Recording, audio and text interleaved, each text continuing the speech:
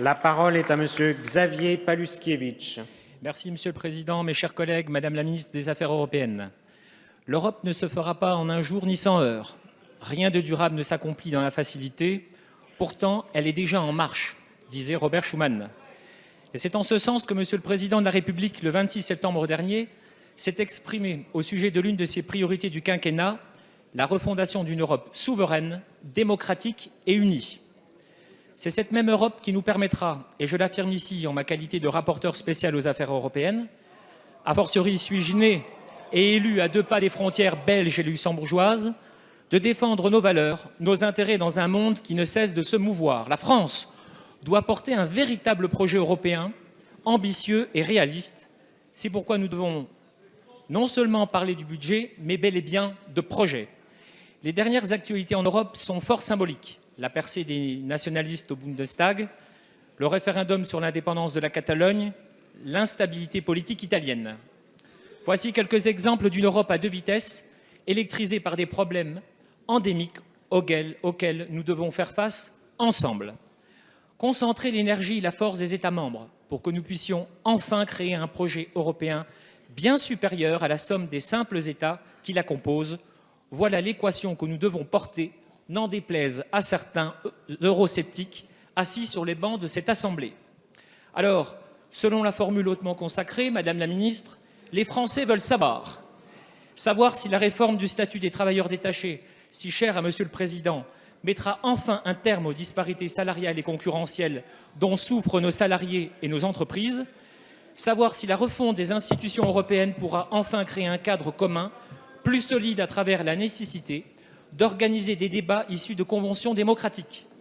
Pour ne plus qu'aucun pays ne puisse bloquer ceux qui veulent avancer plus vite ou plus loin, nous devons frapper fort. Merci Madame la Ministre. Merci Monsieur le député. La parole est à Madame Nathalie Loiseau, ministre chargée des Affaires européennes. Monsieur le Président, Mesdames et Messieurs les députés, Monsieur le député Paluskiewicz, depuis prise de fonction, le Président de la République a mis l'accent sur la nécessité de faire en sorte que l'Europe protège mieux ses citoyens. Mieux protéger ses citoyens, c'est mieux protéger les travailleurs contre le risque d'une concurrence déloyale par des travailleurs low cost. C'est la raison pour laquelle, et vous avez raison, il est urgent de mettre fin au régime actuel des travailleurs détachés et de le réformer en profondeur en respectant le principe à travail égal, salaire égal sur le même lieu de travail. Un Conseil des ministres européens aura lieu fin octobre pour discuter de cette révision de la directive des travailleurs détachés.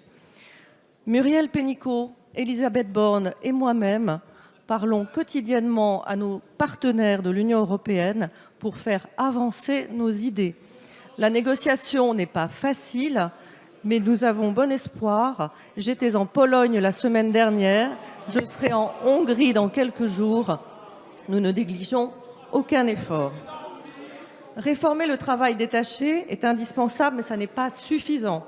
Pour parvenir à une vraie convergence vers le haut, il faut faire en sorte d'avoir des normes sociales communes exigeantes et aussi un rapprochement de nos fiscalités. Vous avez raison. L'Europe qui protège, c'est aussi l'Europe refondée que le Président de la République a proposée à la Sorbonne. Le ministre de l'Europe et des Affaires étrangères et moi-même présenterons cet après-midi dans l'hémicycle, en débat article 50, nos objectifs, notre méthode. Refonder l'Europe suppose que nous le fassions avec les citoyens. C'est la raison pour laquelle nous le ferons par le biais des conventions démocratiques que vous avez mentionnées. Merci, Madame.